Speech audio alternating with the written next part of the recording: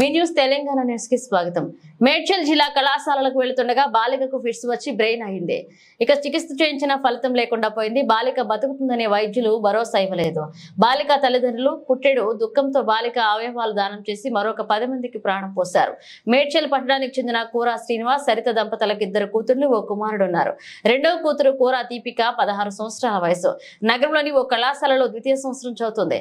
ఈ నెల 22న ఇంటి నుంచి బయలుదేరి సమయంలో వాంతులతో ఫిట్స్ వచ్చి ఇంట్లోనే కుప్పకూలింది. నగరంలోని యశోద ఆసుపత్రిలో చేర్పించారు.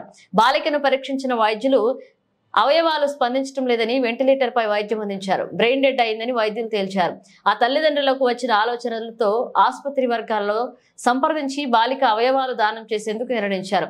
ఈ నెల 25న బాలిక మృతి చెందడంతో బాలిక అవయవాలతో 10 మందికి ప్రాణం పోశారు.